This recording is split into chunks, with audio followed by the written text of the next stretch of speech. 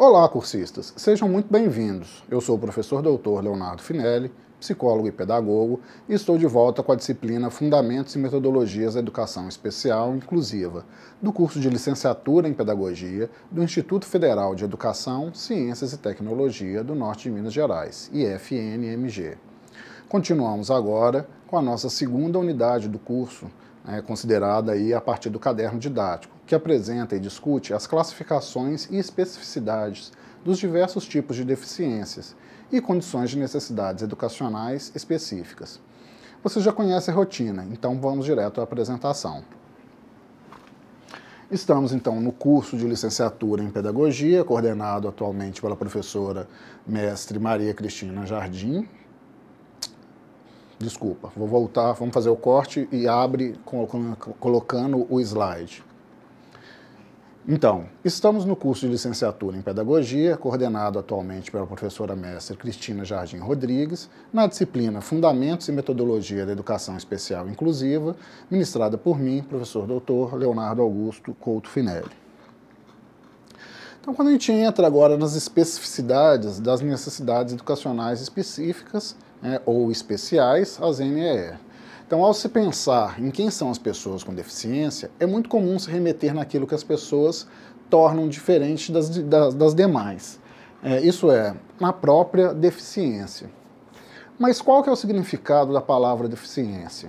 Então, segundo a OMS, a Organização Mundial de Saúde, a deficiência é um substantivo atribuído a toda perda ou anormalidade de uma estrutura ou função psicológica, fisiológica ou anatômica.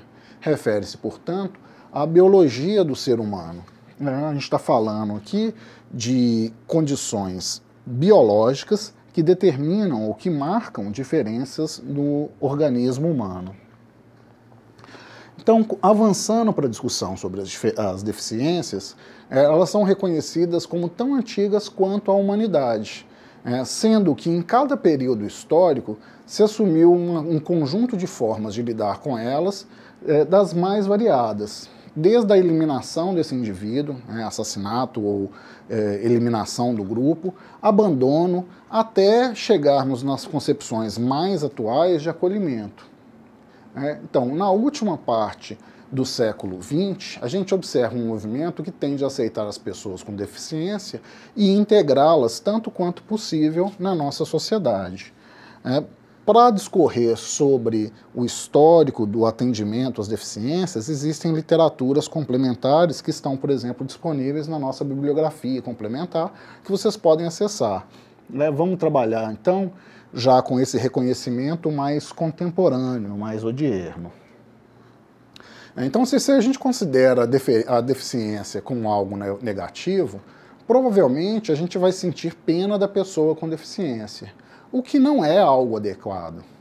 Então, a gente deve pensar de uma maneira diferente, e aí a gente pode considerar a diferença como uma característica, ou a deficiência como uma característica, como qualquer outra característica, que apresenta ou que propõe dificuldades para a pessoa que enfrenta e que essas dificuldades se dão em função de um ambiente que é despreparado para receber essas pessoas. Pensem, se todos os indivíduos tivessem dificuldade de mobilidade, a organização do espaço físico seria outra. Se todos os indivíduos tivessem uma acuidade visual limitada, a organização dos conteúdos para apresentação em sala de aula seriam outras. Então, em termos práticos, a gente consegue reconhecer hoje que existem essas condições de deficiência e que elas são características que diferenciam esses indivíduos dos demais indivíduos, mas existem, como a gente já discutiu nas aulas anteriores, inúmeros recursos de adaptação razoável que pode promover o processo de aprendizagem regular para esses indivíduos. Então, entrando nas especificidades das deficiências, a primeira e mais típica é a chamada de deficiência física, que ela lida com uma alteração completa ou parcial dos membros superiores, normalmente dos braços, e ou dos inferiores, normalmente as pernas, acarretando o comprometimento da função física. Então, existem 5 categorias elencadas aí da deficiência física: a monoplegia, com apenas um dos membros limitado, a hemiplegia, com ambos os membros, a paraplegia, com os membros, a hemiplegia com um lado do corpo paralisado, a paraplegia com a parte inferior, a tetraplegia com os 4 membros limitados ou com funções limitadas, e as amputações, né, normalmente promovidas por elementos ou fatores externos. Então, ter uma deficiência física não significa ter um rebaixamento intelectual.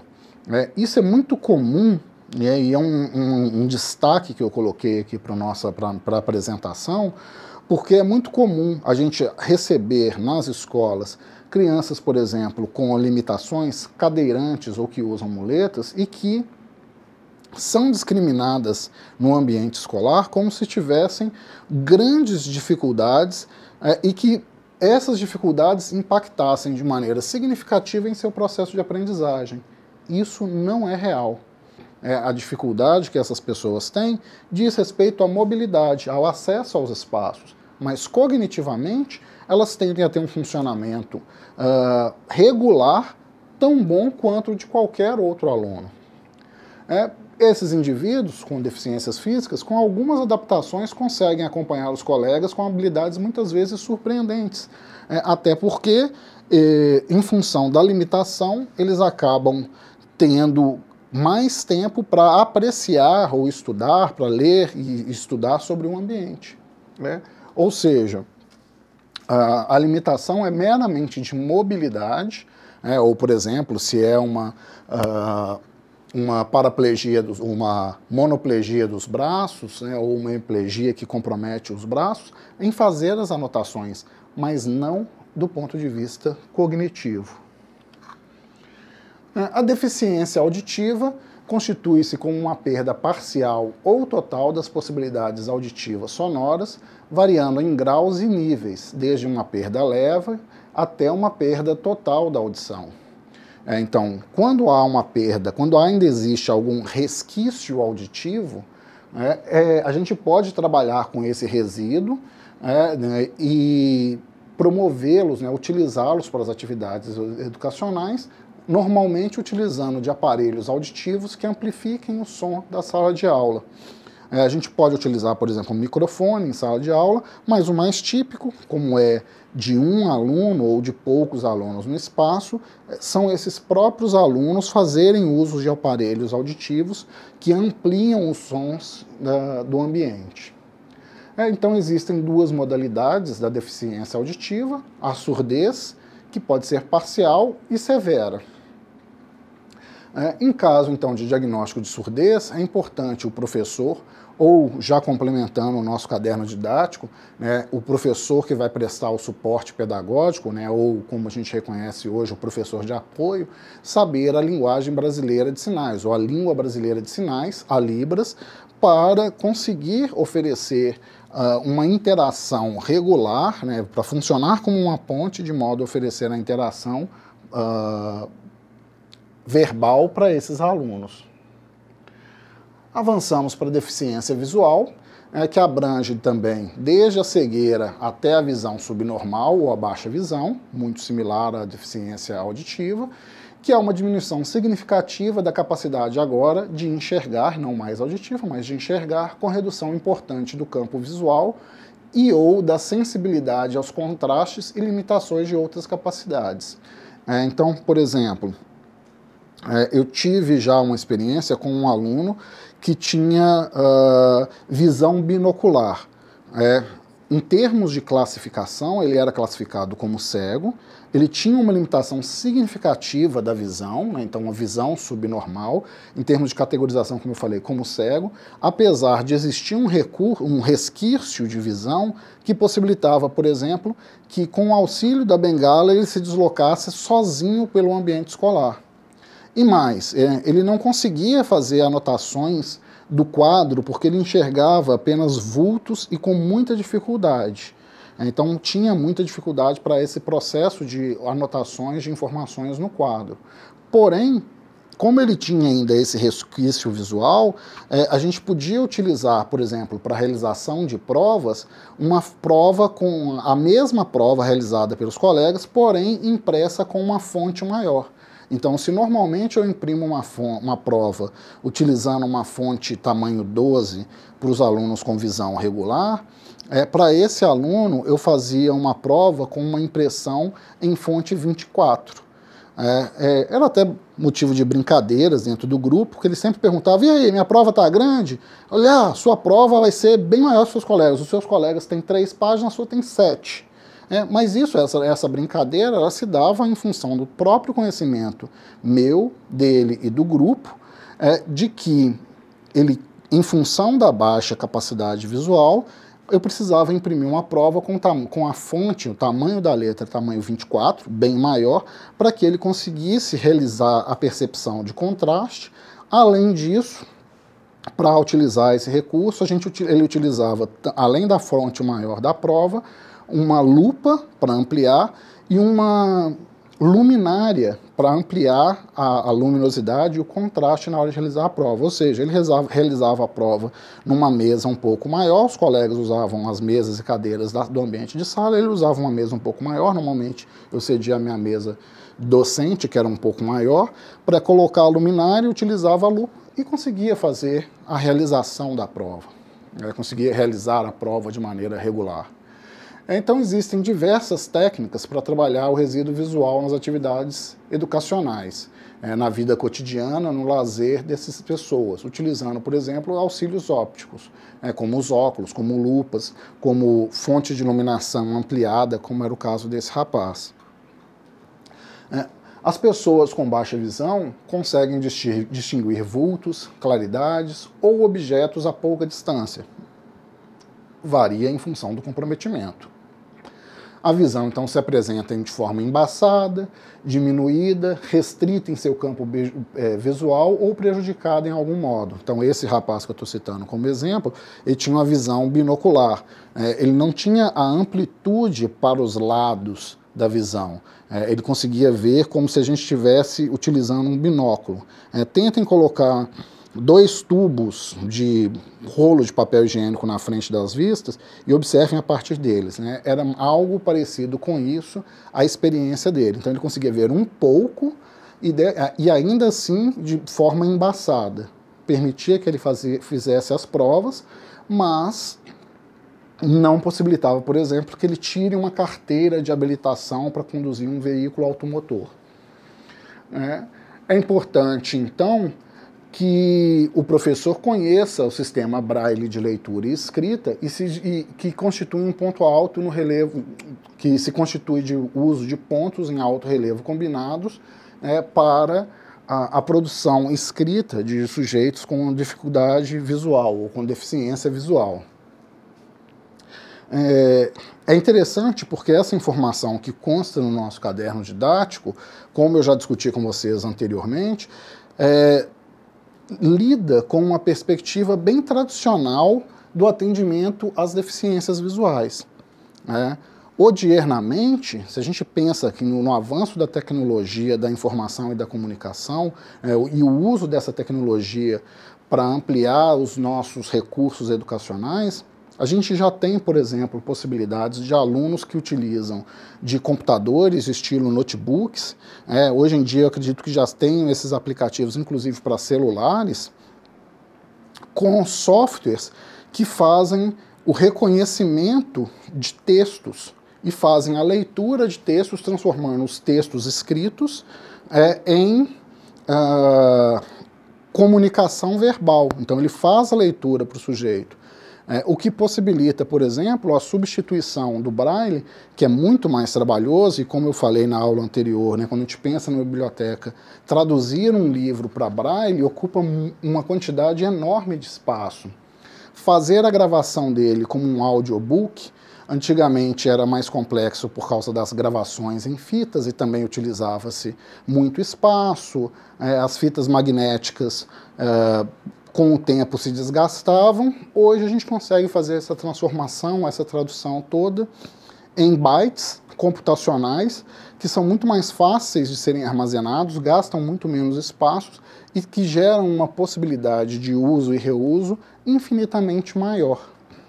Então, similarmente e mais recentemente, eu tive uma outra acadêmica na graduação, essa era completamente cega, né? Então ela apresentava deficiência visual com cegueira completa, nada de visão, nenhum resquício de visão, mas que era uma excelente aluna do ponto de vista do processo de aprendizagem, extremamente comprometida, tinha seu notebook que ela levava para a sala, para fazer as suas anotações, então ela digitava, ao invés de fazer as anotações anotando, como a maior parte dos alunos, ela fazia a digitação e ela utilizava um programa chamado JAWS, que é a tradução de mandíbula em inglês.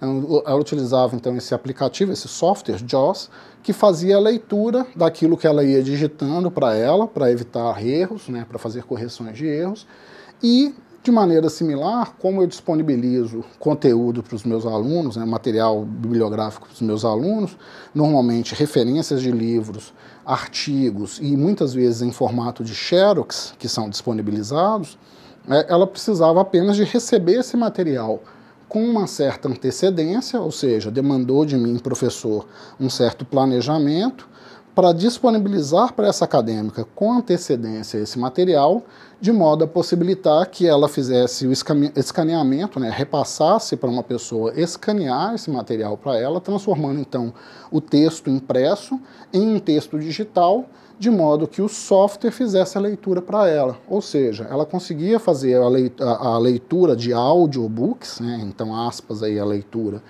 dos audiobooks, considerando aí todos os capítulos que os seus pares tiveram acesso de maneira regular.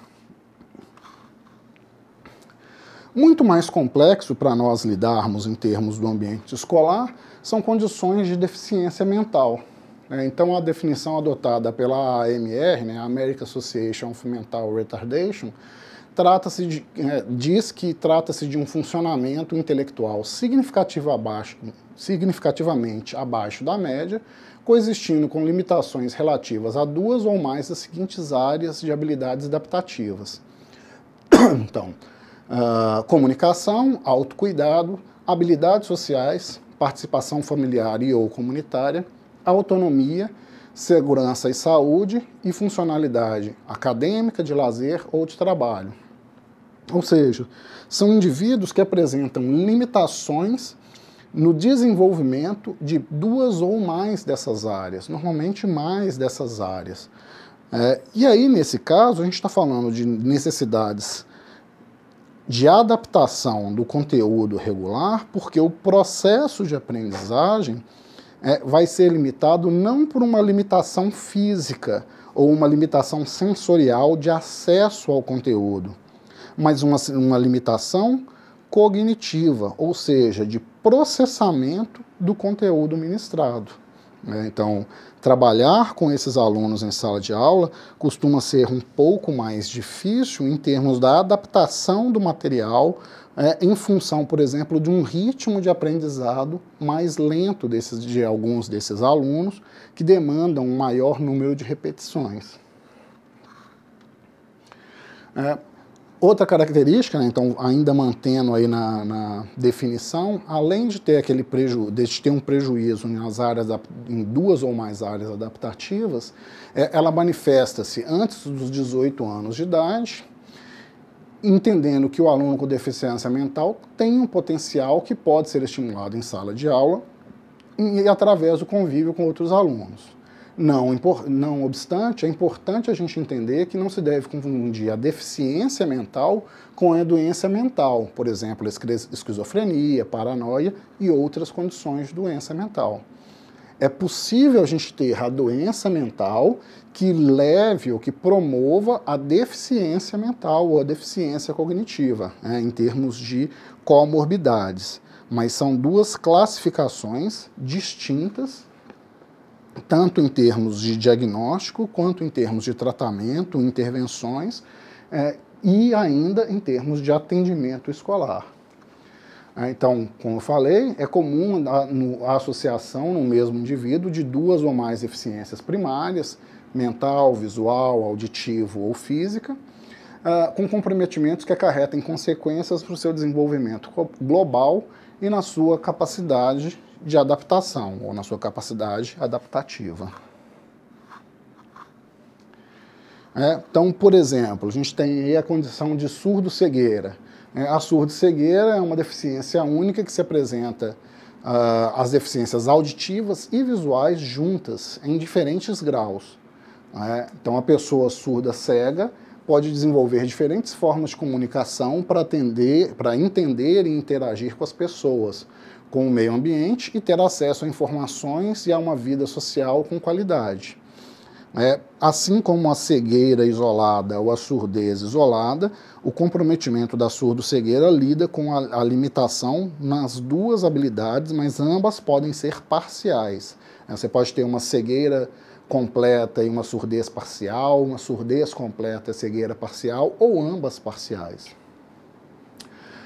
Fato é que para a autonomia dessas pessoas, a pessoa surdo-cega precisa de um guia intérprete para a sua orientação, para auxiliá-la na sua orientação, mobilidade, educação e trabalho.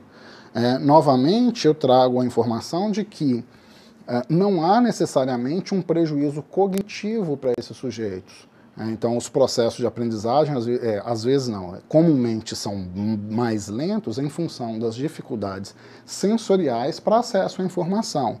Mas isso não quer dizer que há um comprometimento no tratamento dessa informação, ou seja, no processamento da informação que chega ao indivíduo. A surdo-cegueira, então, não significa necessariamente que a pessoa seja totalmente cega ou surda, como eu já disse. Pode existir os resíduos, tanto visuais quanto auditivos, que são funcionais e que sejam suficientes para auxiliar essa pessoa, tanto numa conversação quanto no acompanhamento de alguma atividade visual. Existem também duas formas de classificar a surdo-cegueira, que são os pré-linguísticos, então crianças que nascem surdas e cegas ou que adquirem esse comprometimento em função de alguma outra doença e que leva como uma perda complementar o comprometimento da visão e ou da audição, e isso se dá antes da aquisição de uma língua. São bastante difíceis de se trabalhar com indivíduos cegos-surdos, surdos-cegos pré-linguísticos. E assim também existem os surdos-cegos pós-linguísticos, que são crianças, jovens ou adultos que apresentam as deficiências sensoriais primárias, auditiva e visual, porém essas foram adquiridas após a aquisição de uma língua, no nosso caso o português ou da linguagem de sinais, ou quando ocorreu a aquisição de uma cegueira sem outros precedentes. Então, por exemplo, um acidente que promoveu o comprometimento dessas habilidades sensoriais. Além das questões, então, das deficiências que são mais fisiológicas, como a gente acabou de lidar, a gente reconhece também as condições das condutas típicas.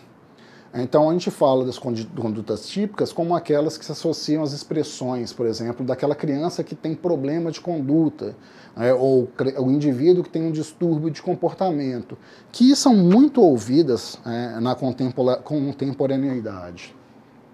Então, o termo condutas típicas se refere a uma variedade muito grande de comportamentos.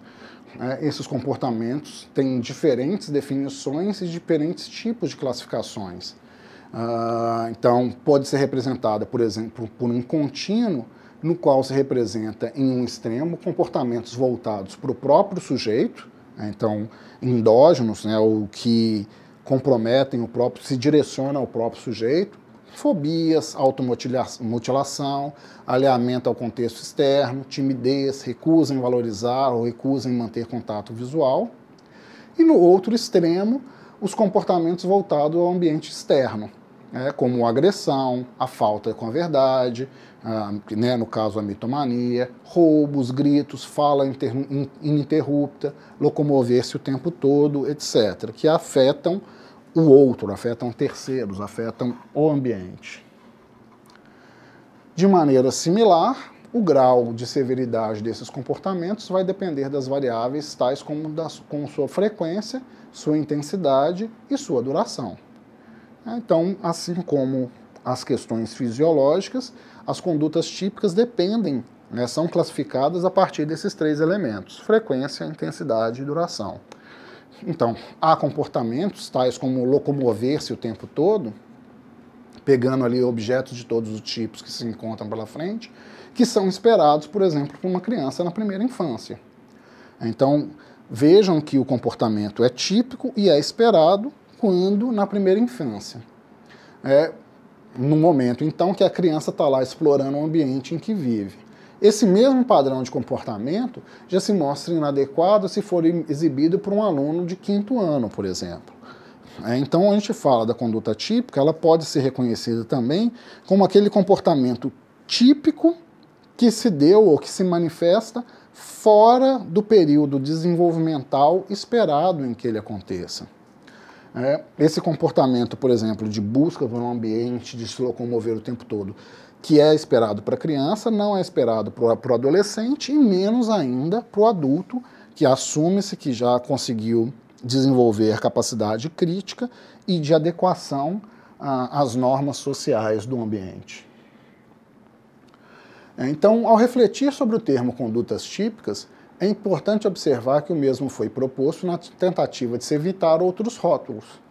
Por exemplo, transtornos de conduta, distúrbios do comportamento, comportamentos de desajuste social, distúrbios emocionais, entre tantos outros que a gente reconhece cotidianamente e que são carregados de pré-conceitos, e que, trabalhando com uma literatura mais específica, nós devemos começar a evitar, no sentido de tornar o nosso reconhecimento mais criterioso, mais científico, o que possibilita um diagnóstico melhor, mais adequado e, consequentemente, intervenções e tratamento também mais adequados. Então, todos esses termos anteriores têm procurado etiquetar pessoas que apresentam problemas de natureza emocional, social ou comportamental. É tão típico isso na nossa cultura que, se a gente reler essa última frase, esse último tópico, ele traz esse problema. Todos esses termos têm procurado etiquetar, por rótulos, nas pessoas que apresentam problemas. Ao reler isso agora para a apresentação na aula, eu já vejo que a palavra ali de problemas de natureza emocional, social ou comportamental também manteve esse rótulo. Talvez fosse melhor eu ter substituído esse termo problemas, que está no livro, por dificuldades de natureza ou dificuldades no relacionamento de natureza emocional, social ou comportamental. Então, entrando nas classificações das condutas típicas, as mais comumente descritas vão ser os distúrbios de atenção, que diz uma dificuldade em atender a estímulos relevantes de uma dada situação. Por exemplo, olhar para a professora quando ela está dando uma explicação na sala de aula. Olhar para qualquer outro estímulo presente, então, ao invés de focar a atenção naquilo que é esperado, o indivíduo manifesta interesse por estímulos que a gente chama de estímulos distratores. Então, por exemplo, a criança aqui em sala de aula fica lá olhando para a mosca que passa voando, para o cabelo da colega na frente, para a régua do outro colega que caiu, etc, etc, etc, ao invés de focar a atenção na explicação da professora. Crianças que movimentam a cabeça o tempo todo, também voltando-se e respondendo a qualquer estímulo, ou seja, baixo nível de atenção concentrada no foco esperado, que é o professor, a professora, a aula, o conteúdo, e um alto nível de atenção difusa, ele está ali observando todos os eventos que acontecem no seu entorno. Embora se entenda que, embora essas crianças atendam a estímulos relevantes, elas não conseguem manter a atenção a eles pelo tempo requerido pela atividade. Então ela consegue algumas vezes até se concentrar para fazer a tarefa, desde que ela seja uma tarefa curta. Se a tarefa leva um pouco mais de tempo, demanda um pouco mais de atenção para ser realizada, ela começa a fazer e dispersa e vai fazer outra coisa. Então, outro elemento da classificação do distúrbio de atenção são crianças ou indivíduos que apresentam dificuldade em se concentrar na execução de qualquer atividade. ou selecionam e respondem somente a aspectos limitados da realidade, né? Focam apenas em alguns elementos e ignoram completamente outros elementos. Uma outra categoria é a hiperatividade. Então, os indivíduos com hiperatividade, eles apresentam inabilidade para controlar seu comportamento motor de acordo com as exigências diversas nas situações. Então, eles estão em constante mobilidade e agitação motoras, o que também se torna grande empecilho para o seu envolvimento com uma determinada ação ou tarefa. As principais características da hiperatividade, então, costumam estar associadas a déficit de atenção, atividade motora excessiva e impulsividade ou falta de controle.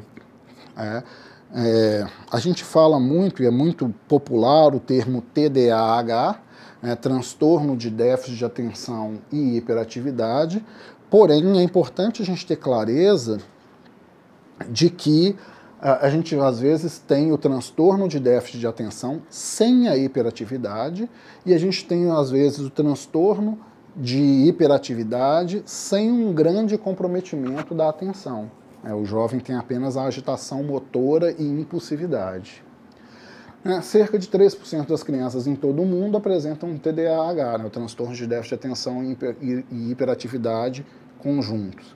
Muitos chegam à idade adulta sem diagnóstico, o que implica em prejuízos tanto acadêmicos quanto profissionais e na vida afetiva. Pensem nas pessoas que vocês conhecem. Vejam se vocês reconhecem alguém que tem ali uma grande agitação, não consegue ficar muito tempo numa tarefa, não consegue ver um filme até o final. Por exemplo, numa situação social, sentado no bar, ele fica sempre inquieto. Ou nessa mesma situação social, ele está lá o tempo todo levantando para ir ao banheiro, para ir cumprimentar pessoas em outras mesas. É possível que seja um grau mais leve de TDAH. Um outro comprometimento é o autismo, que constitui um dos transtornos globais do desenvolvimento, os TGDs, e a gente vai ter aí agora uma grande classificação. Odiernamente a gente tem diversos instrumentos para aferição de transtornos globais do desenvolvimento, que são caracterizados por um desenvolvimento anormal ou alterado, que é manifesto antes da idade dos 3 anos, e por uma perturbação característica do funcionamento nos domínios de interação social, comunicação ou comportamento focalizado repetitivo. Então, indivíduos com autismo, algumas vezes são funcionais. Assim como todas as classificações anteriores, a gente também lida com o autismo considerando os níveis de comprometimento, de severidade, assim como a funcionalidade desse indivíduo. Então a gente às vezes tem crianças com dificuldades muito graves em termos de comunicação, mas que conseguem interagir com seus pares. Às vezes é o contrário, crianças que têm dificuldades muito grandes em interação com os pares, mas que conversam com os pais e com pessoas próximas. É típico o comportamento repetitivo, apesar dele não ser o único elemento de diagnóstico, mas o elemento característico é que esse desenvolvimento anormal se manifestou antes dos 3 anos de idade. Além dessas duas características primordiais, o autismo também é acompanhado comumente de numerosas outras manifestações inespecíficas.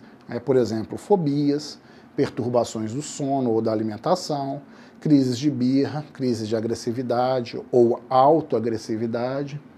Muito típico também associado ao autismo, tanto que isso levou à promulgação de uma lei em 2017, é a irritabilidade em função de sons altos.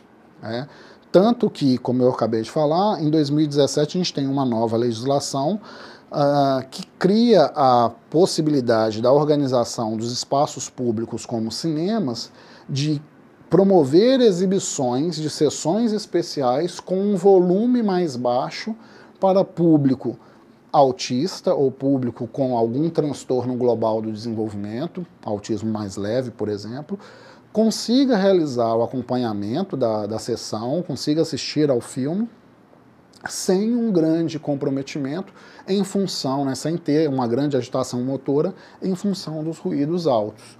Então, é um comportamento que, pessoalmente, eu já tive a oportunidade de presenciar e ver que é muito marcante no funcionamento da criança autista.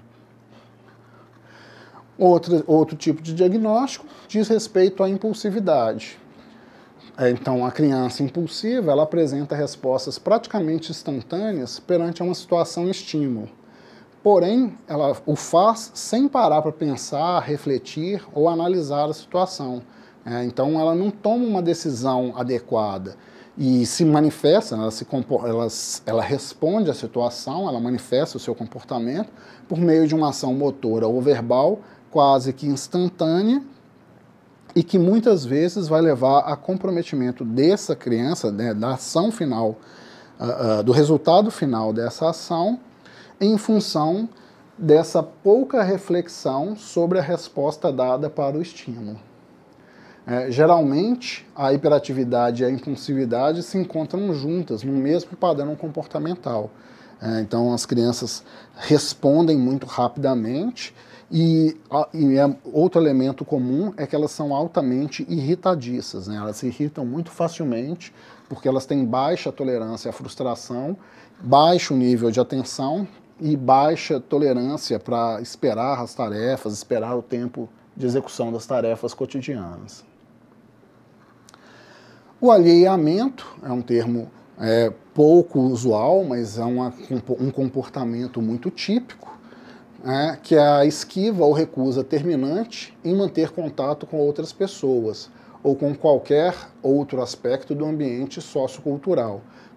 Eu conheço mais, acompanho mais como isolamento social ao invés do termo alheiamento, mas o comportamento típico é o mesmo.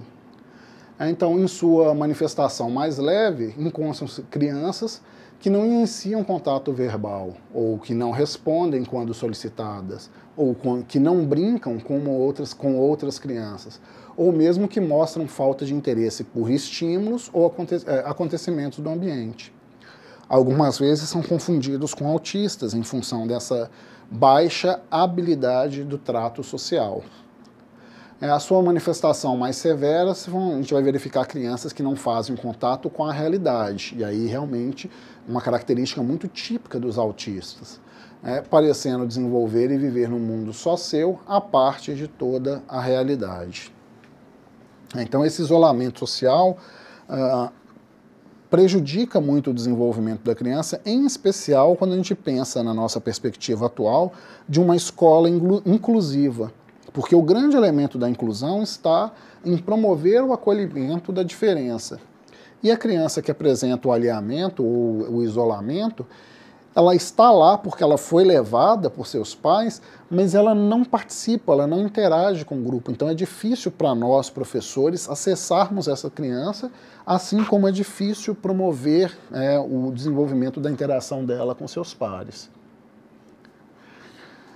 As crianças também podem ser agressivas física ou verbalmente, então isso constitui uma ação destrutiva dirigida a si próprio ou a outras pessoas e objetos do ambiente. Então inclui aí gritar, falar mal, usar linguagem abusiva, ameaçar, fazer declarações autodestrutivas, vejam, pode ser para si ou para o outro, bater, beliscar, puxar cabelos, restringir fisicamente, empurrar, dentre outros comportamentos. São muito reconhecidos como os bullies, aquelas crianças que fazem bullying com seus pares.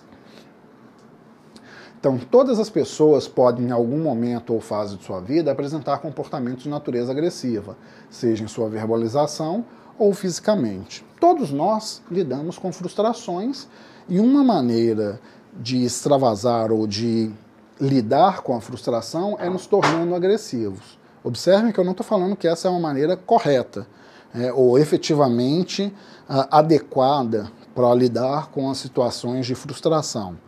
Não é disso que eu estou dizendo. Mas é comum esse tipo de manifestação acontecer para qualquer pessoa. Então, a gente classifica as pessoas com agressividade física ou verbal quando esse comportamento é muito frequente e exacerbado. Então, muitos dos comportamentos dos alunos provavelmente já foram reconhecidos no contexto familiar. Então, as crianças que são agressivas, elas não são agressivas só na escola. Elas têm um histórico, elas trazem uma bagagem de agressividade em outros contextos e a família normalmente sabe disso. Na maioria das vezes, os familiares, então, se viram, né, como são capazes, tentando administrar os meandros do cotidiano doméstico e convivendo com a situação problema, né, que é essa criança ou esse indivíduo agressivo, abusador, etc. As causas comuns da agressividade, existem causas biológicas, como herança genética, anormalidades biológicas ou neurológicas, lesões do sistema nervoso central. Existem causas fenomenológicas, como conhecimento equivocado sobre si, uma baixa percepção sobre si, acha que dá conta, acha que é capaz, às vezes não é, se frustra com os resultados. Uso inadequado de mecanismos de defesa, sentimentos, pensamentos e eventos subjetivos. Podem ser causas psicológicas, como processos psicológicos e experiências traumáticas ou experiências aprendidas de lidar com situações de frustração a partir da manifestação da agressividade. Causas comportamentais, como falha na aprendizagem de comportamento pouco adaptativo, estresse, e causas socioecológicas, como a rotulação, transmissão cultural, que dizem respeito a um aprendizado social que vai ser replicado por esse indivíduo no ambiente. Então, uma síntese das características gerais das condutas típicas da agressividade diz que não existe um padrão único de comportamento que vai determinar as condutas típicas. O fato é, seus comportamentos ou seus determinantes são muito variados. Então, há alguns indicadores que facilitam a identificação e a avaliação de grau e severidade, como o distanciamento de padrões de comportamento esperados de uma pessoa daquele sexo, faixa etária ou contexto, e aí isso vale para qualquer uma das condutas típicas, não só para a agressividade. Frequência muito menor ou muito maior do que o esperado de um dado comportamento, intensidade muito menor ou muito maior de um dado comportamento que é esperado para sua faixa etária, sexo ou contexto, e duração prolongada, o comportamento pouco adaptativo se repete com certa frequência ao longo do tempo. Então, a prática compreensiva e acolhedora da escola leva a um processo de reconhecimento às condutas típicas que são essenciais para auxiliar no processo de aprendizado e reconhecimento desses indivíduos. Falar de uma prática compreensiva e acolhedora não significa ser excessivamente tolerante ou abrir mão dos limites necessários da educação.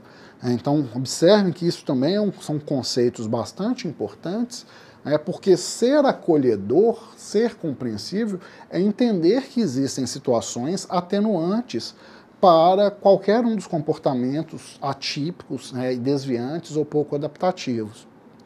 E entender que parte deles podem se manifestar em função de uma reação ao ambiente. O que a gente tem que ficar atento é a frequência, a intensidade com que isso se manifesta. E aí, a partir daí, entender que se trata de um evento atípico, pouco comum, isolado, que foi observado, e então a gente vai tentar trabalhar com ele, criar situações, condições também atípicas para trabalhar com ele, ou é um comportamento que é extremamente repetitivo, e aí sim as normas institucionais, os padrões sociais precisam ser aplicados para se evitar um comprometimento maior, não só para o indivíduo, que às vezes se trata de automutilação, autoagressão, assim como para com seus pares. Ou seja, aquele indivíduo cria uma situação de tamanho distúrbio que compromete o processo de aprendizado dos seus colegas. Então, é preciso ser acolhedor e compreensível com as condutas típicas, mas reconhecer o que é atípico e o que é típico e oferecer tratamento adequado para elas. Discriminar, castigar, rotular não costumam ajudar alunos que apresentam condutas típicas, né? Esses alunos normalmente são inseguros, são frágeis, são assustados com as repercussões dos seus comportamentos. Mesmo bullies, né, mesmo brigões, crianças muito agressivas, às vezes elas o fazem porque elas são inseguras quanto ao seu potencial e a sua capacidade. Então é importante que a escola conte com as informações fornecidas pela família para melhor compreender os comportamentos do aluno e o seu processo de aprendizagem. De forma geral, então, compreender como fazer um diagnóstico e, a partir desse, promover as adaptações, adequações do ambiente para promover a aprendizagem desse aluno. Então, entrando num tópico importante, em termos das estratégias de intervenção. Não existe um modelo de currículo ideal aplicável a todas as condutas típicas. Então, o que funcionou para lidar com o Joãozinho não necessariamente vai funcionar com o Luizinho ou com o Guinho. Então, algumas dicas que a literatura nos aponta. Estabeleça claramente os limites necessários para a convivência num coletivo complexo.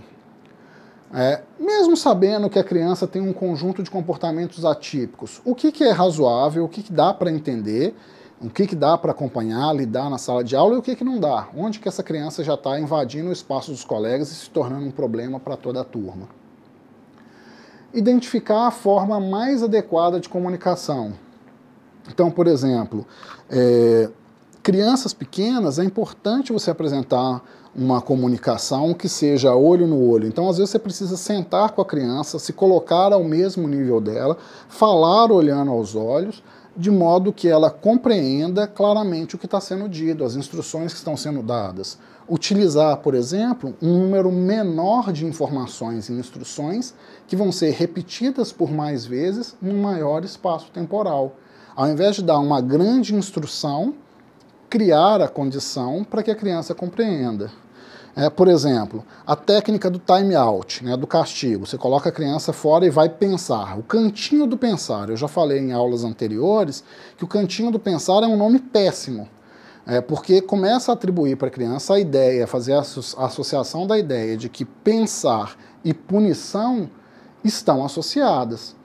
Porque ela vai deixar de ir para o recreio para ficar no cantinho do pensar. Então ela está sendo punida por qualquer coisa que ela fez. E ela está associando ao significante aí pensar. Então ela não vai querer pensar mais na vida dela. Errado. É o canto do castigo. E aí no canto do castigo você vai solicitar que ela pense sobre o seu comportamento. Mas não diga só para ela pensar sobre o que ela fez. Exemplifique para a criança o que ela fez de errado. Você fez isso, isso e isso. Isso está errado, porque prejudicou tal criança, tal colega, o espaço de sala, quebrou um brinquedo, quebrou um objeto. Reflita sobre isso e o que você pode fazer para evitar esse comportamento futuro. Olha, dê a informação e dê a instrução clara. Só falar para ela pensar é mal em termos de adequação da comunicação. Então, à medida que a criança cresce, você vai poder facilitar essa comunicação, mas é importante que você sempre estabeleça uma comunicação que seja compreensível para a criança. Ensino deve ser individualizado, norteado por um plano de ensino que reconheça as necessidades educacionais especiais do aluno e a elas responda pedagogicamente. Essa parte é extremamente difícil. Daí contarmos atualmente com a ideia do professor de apoio para nos auxiliar tanto em termos de diagnósticos quanto em termos de adequações, adaptações do material para trabalhar, para oferecer os recursos pedagógicos necessários a essas crianças. Relacionar o que se aprende nas escolas com as situações de própria vida. Então, essa prática do ensino contextualizado, que eu também venho trabalhando e venho reconhecendo aí nos últimos 20 anos, tem se tornado cada vez mais premente. E isso é importante, porque o conteúdo propedêutico, e aí há uns anos atrás eu trabalhava dando aula para ensino médio, a gente trabalhava com conteúdos propedêuticos, conteúdos eminentemente científicos, muitas vezes não tinham significados para o aluno. Então ele aprendia até fazer a prova e depois esquecia toda aquela informação. Então, mais do que trabalhar com conteúdo propedêutico, não estou dizendo que ele não é importante, mas é importante contextualizar esse conteúdo com a formação do indivíduo, com a realidade no qual ele se insere, para que ele atribua significado ao processo de aprendizagem. Aí sim, a aprendizagem se torna uma aprendizagem significativa. Atividades acadêmicas devem ocorrer em um ambiente que por si só tenha significado e estabilidade para o aluno. Então, reforça essa ideia da aprendizagem significativa e ela deve acontecer num ambiente tranquilo, seguro. Daí, por exemplo, a necessidade de a gente trabalhar com o grupo familiar, fazer reunião com os pais, para reconhecer, essa criança faz os deveres de casa? Como? Quando? Onde? Em casa, há um ambiente adequado para ela estudar? Caso não, vamos ampliar o espaço escolar, vamos trazer ela para a sala, para a aula de recursos, para a sala de recursos, para uma aula de reforço, etc. E 6, previsibilidade de ações diminui em muito a ansiedade do aluno que apresenta comportamento não adaptativos. Criar uma rotina e um cronograma de atividades costuma ser muito eficiente para organizar a vida do aluno, mesmo que nem sempre ele consiga cumprir com todas as tarefas, mesmo que nem sempre, por exemplo, pensando na criança com baixo nível de atenção, consiga acompanhar ou ter em mente esse cronograma, a replicabilidade do programa faz com que ela tenha mais tranquilidade, mesmo que ela não se lembre, ela fala, não, realmente já existiu aquela tarefa. Ela não lembra da tarefa naquele momento, mas ela lembra que a tarefa já existiu. Então, é importante que o professor estruture o uso do tempo, do espaço, dos materiais e a realização das atividades, de forma a diminuir ao máximo o caos que um ambiente complexo pode representar para o aluno. E isso é real. O espaço de sala de aula, o espaço de escola é caótico. A criança sai do seu ambiente familiar para lidar com outras crianças, para lidar com outras vontades, para receber uma série de informações que ela deve assimilar e que nem sempre fazem sentido para ela. Então, um aluno com distúrbios comportamentais demanda programas voltados para o comportamento de sala de aula, programas voltados para o ensino de habilidades de convivência social e programas voltados para a educação acadêmica. Vejam que a gente tenta aí, então, acolher as especificidades dos distúrbios ou dificuldades comportamentais e oferecer recursos para minimizar os impactos dessas dificuldades, desses distúrbios. E assim, maximizar ou ampliar o processo de aprendizagem pedagógica. Então, cuidados básicos a serem adotados no processo de buscar formas eficientes de gerenciar o seu ensino em sala de aula. Discutir com uma equipe técnica a busca de estratégias que sejam efetivas e realistas para o caso em questão. Vocês já discutiram sobre o módulo 2? A gente costuma achar uma chatice, ter que ficar horas extras na escola fazendo planejamento, fazendo reuniões, discutindo com os pares. Mas a lógica do módulo 2, a lógica das reuniões pedagógicas, a lógica das reuniões com os pais e mestres, é essa discussão da equipe técnica de busca de estratégias efetivas para os casos. Situações, elas existem, são as mais variadas e acontecem todos os dias na escola. A gente vai desenvolvendo experiência e jogo de cintura para lidando com ela com o passar do tempo. Mas nenhum de nós, nem os mais exímios e mais capazes, estamos preparados para lidar com todas. Então, trabalhar com uma equipe, estar discutindo casos com uma equipe pedagógica constantemente auxilia o desenvolvimento de um repertório maior de estratégias e mais eficiente para o uso, para lidar com cada situação emergente. Pedir ajuda para a equipe técnica sempre que necessitar de apoio ou sentir-se inseguro. Mesma lógica, nenhum de nós é capaz de tudo ou dar conta de tudo. Então, a equipe de apoio ela existe para isso, para nos dar esse suporte. A gente tem que reconhecer, ser humilde e reconhecer as nossas limitações. Cooperar com os pais usando a sala de aula os mesmos procedimentos recomendados pelos terapeutas e usados em casas, né, quando a família é participante no processo de intervenção. Crianças autistas, por exemplo, costumam receber dos seus respectivos terapeutas rotinas para os pais trabalharem em casa. Vocês podem compartilhar com esses pais e tentar replicar pelo menos parte delas no ambiente escolar. Então fica destacada a importância do trabalho conjunto, participativo, compreensivo e acolhedor para lidar com as crianças que apresentam condutas típicas. É importante que o professor dê atenção aos distúrbios de conduta ou condutas típicas, pois esses facilmente se confundem com problemas disciplinares. O grande diferencial das condutas típicas dos problemas disciplinares diz respeito à frequência e intensidade. Problemas disciplinares vão acontecer com uma certa frequência, mas não necessariamente repetidamente pela mesma criança. Quando a gente começa a observar problemas disciplinares reiterados, repetitivos no mesmo indivíduo ou no mesmo grupo de indivíduos, a gente já pode começar a ficar mais atento e levar essa discussão, essa percepção para o grupo de técnicos. Então, as condutas típicas não podem receber tratamento punitivo, que contribui para agravar essas condutas típicas.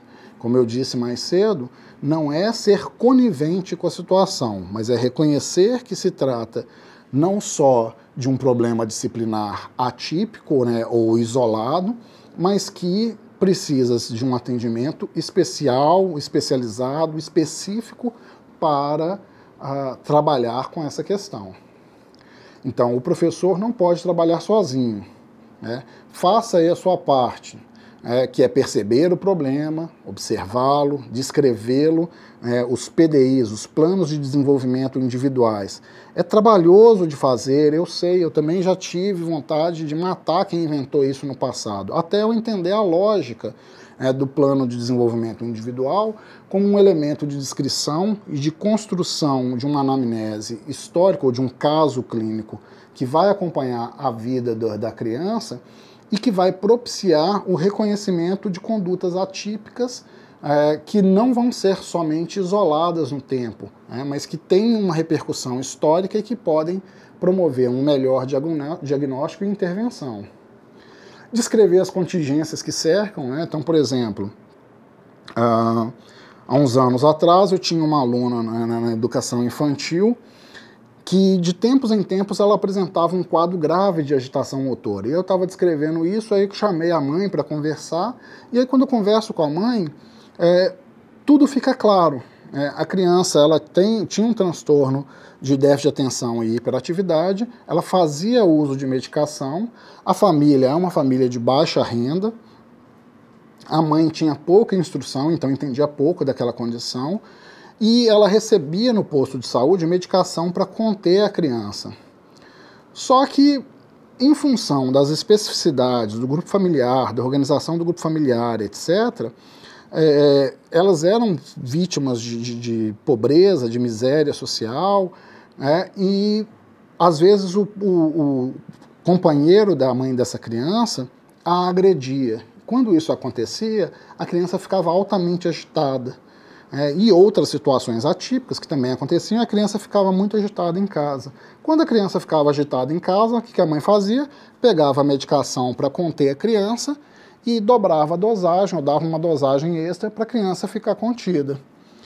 Em termos práticos, resolvia o problema dela, só que ela gastava a medicação, a criança consumia a medicação, e a medicação acabava antes de vencer o prazo para a mãe poder buscar mais medicação no posto de saúde. Ou seja, chegava um dado período do mês, a criança estava sem medicação, acabava a medicação, e a mãe ainda tinha que esperar ali uma semana para buscar a medicação. A criança então ficava altamente agitada e trazia esses comportamentos, manifestava esse comportamento na escola. Observe que nesse exemplo que eu estou falando de uma contingência ambiental que leva a esse distúrbio característico dessa criança no ambiente de sala de aula. E essa menina, em especial, uma garota de 12 anos, quando ia para a escola sem medicação, eu conto para vocês, era impossível, porque ela corria por todo o espaço da escola, ela não obedecia a ninguém, ela ficava agitada e agitava os colegas. ela tinha comportamentos ali preocupantes, né, jogar a carteira pela janela e coisas assim, né, mesa e cadeira pela janela, e pular a janela, fugir, correr pelo pátio quando se chama a atenção dela, ou seja, comportamentos delinquentes, preocupantes para ela e para os pares, mas que eram resultados de uma contingência do uso da medicação.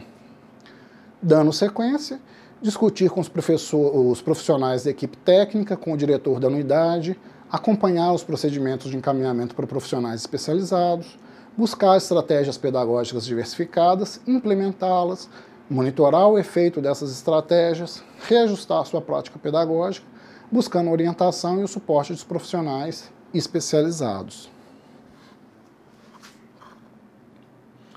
Então, precisamos, essencialmente, do suporte institucional sistemático, formal e regularmente disponibilizado na unidade escolar e no sistema mais amplo de ensino, onde o nosso trabalho efetiva-se. Né? A grande questão que eu aponto aqui para você é que nem sempre ele é regularmente disponibilizado. Deveria ser, nem sempre é, e a gente tem que ficar atento a isso para acionar a rede e buscar o suporte quando às vezes ele não é oferecido de maneira regular. Por outro lado, nós temos um outro grupo, e aí a gente avança para caminhar para o final dessa aula, que são as capacidades e talentos, né, reconhecendo a superdotação. Então, primeira lógica que a gente precisa entender é que os superdotados, ou crianças, ou indivíduos com altas habilidades, precisamos superar dois mitos. Então, esses estudantes, eles não são gênios com capacidades raras em tudo, eles têm mais facilidade em algumas áreas, mas não é em tudo, e eles têm um raciocínio rápido que não diminui o trabalho do professor. Então, a gente acha, às vezes, que tem um aluno lá que é mais capaz, que tem altas habilidades, que ele vai ser seu ajudante sempre. Nem sempre. Algumas vezes ele apresenta comportamentos desafiantes e que acaba te dando mais trabalho. É claro que a gente sabendo utilizar esse potencial, você pode ter um aliado em sala de aula. Então, indivíduos superdotados ou com altas habilidades precisam de mais estímulo para manter o interesse na escola e desenvolver o seu talento. Senão esses talentos podem ser perdidos ou essas crianças podem evadir. A OMS, a Organização Mundial da Saúde, calcula que pelo menos 5% da população tem algum tipo de alta habilidade. Então, pensar em alta habilidade é uma competência exacerbada em uma ou mais áreas, mas não necessariamente todas as áreas de domínio da inteligência. No Brasil, para o atendimento mais qualificado a esse público, o MEC criou em 2005 os núcleos de atividades de altas habilidades e superdotação em todos os estados. Então, não são todos os municípios que dispõem, mas a gente pode fazer o encaminhamento e buscar suporte nesses núcleos, tanto para diagnóstico quanto para organização de material pedagógico para trabalhar com essas crianças reconhecidas com altas habilidades. Então, assim como os estudantes diagnosticados com algum tipo de deficiência, os estudantes que têm altas habilidades precisam de uma flexibilização da aula para que as suas necessidades particulares, que são necessidades educacionais específicas, sejam atendidas, o que os coloca como uma parte do grupo que tem que ser incluído no ensino regular. Haviam também no passado escolas especiais para alunos superdotados. O superdotado pode ter qualquer perfil, desde o mais bagunceiro ao braço direito do professor, professora, passando pelo tímido. O que o torna diferente é a habilidade acima da média em uma ou mais áreas específicas do conhecimento. Então, essa competência maior, ela pode ter razões genéticas ou ela pode ter sido moldada por um ambiente em que o aluno vive. Então, alunos altamente estimulados no ambiente familiar, normalmente associado a um poder econômico maior, não necessariamente depende disso, mas crianças que são altamente estimuladas tendem a ter um desempenho de altas habilidades. Raramente os superdotados têm múltiplas habilidades exacerbadas. Então, como é que a gente faz para encontrar esse indivíduo? Como é que a gente faz esse diagnóstico? Repare no desempenho e no interesse muito maior por um determinado assunto. Eu já tive algumas oportunidades em espaços sociais, conhecendo pessoas, e aí pais e mães com crianças com um altíssimo interesse em alguma área. Então, já conheci um garoto que era relativamente tímido, não conversava com ninguém, e aí conversando com ele na situação social, tentando dar atenção para essa criança numa situação social, a gente começou a falar de alienígenas. E aí o menino começou a falar sobre os alienígenas, que ele conhece, que ele não conhece, que ele já leu, que ele viu um programa, que ele viu filme, que ele viu documentário, foi falar da Área 51 nos Estados Unidos, etc. E aí de repente eu fui ver que, ou pelo menos apontar para os pais, para dar uma atenção especial para essa habilidade, porque dizia respeito a um domínio que aquela criança tinha, que era atípico, considerando o quadro de outras crianças com a mesma faixa etária, e que levou ela a buscar muitas informações. Tinha ali uma alta habilidade, pelo menos, para essa área de interesse. Algo similar se deu com uma menina que tinha um interesse sobre dinossauros. Mesma lógica. Indicação para os pais para atentarem para aquilo, fomentarem esse potencial e verificarem realmente se havia aí, levar para um diagnóstico mais preciso de uma alta habilidade. Além desse interesse exacerbado por um assunto, estudantes com vocabulário avançado, perfeccionistas, contestadores, sensíveis a temas abordados por adultos ou crianças que não gostem de rotina, costumam ser indicativos de crianças que têm uma alta habilidade em uma ou mais áreas de domínio. Onde que a gente busca ajuda, então? Então, o MEC formulou um formulário com 24 frases que ajudam a identificar essas altas habilidades, eu vou passar por eles já já. Se a gente começa a reconhecer isso nos nossos alunos, é indicado procurar um núcleo de atividade de altas habilidades e superdatação da Secretaria de Educação do seu estado, seu município e estado, ou indicar que os pais o façam, porque os núcleos vão ter a obrigação de indicar um pedagogo, uma pedagoga, para avaliar a criança, se esse jovem tem mesmo uma alta habilidade, e em sendo reconhecido, encaminhá-lo para um programa de estímulo, com atividades extraclasse, orientação para o professor e para a família, de como manter e preservar essa competência. Instituições não governamentais também apoiam professores e familiares que procuram ajudar essas crianças nesses talentos. É claro que exigem estratégias diversificadas e apoio externo, que nem sempre nós estamos preparados para, mas nós também, enquanto professores, podemos buscar esse apoio para aprender a lidar com esse grupo. Então, entrando aí nesse formulário desenvolvido pelo MEC, são 24 frases ou 24 questões a serem analisadas. A criança aprende fácil e rapidamente? Ela é original, imaginativa, criativa, não convencional, faz as coisas de maneira diferente dos seus pares? Está sempre bem informado, inclusive em áreas que não são comuns para sua faixa etária? Ela pensa de forma incomum para resolver os problemas? É persistente, independente e autodirecionada? Faz as coisas sem que seja mandado? Então ela tem alta motivação interna? É persuasivo e capaz de influenciar os outros? Então diz aí, por exemplo, de uma alta habilidade social, uma capacidade de liderança. Mostra senso comum e pode não tolerar tolices, então é pouco tolerante a brincadeiras, a tolices, idiotices, e tem um alto bom senso. É inquisitivo e cético, está sempre curioso sobre o como e o porquê das coisas. Adapta-se com bastante rapidez às novas situações e a novos ambientes. É esperto ao fazer coisas com materiais comuns. Tem muitas habilidades nas artes, por exemplo, música, dança, desenho, entre outras. Entende a importância da natureza, tempo, lua, sol, estrela, solo, etc. Tem um vocabulário excepcional, é verbalmente fluente. Aprende com facilidade novas línguas. Trabalha de forma independente, com alta motivação.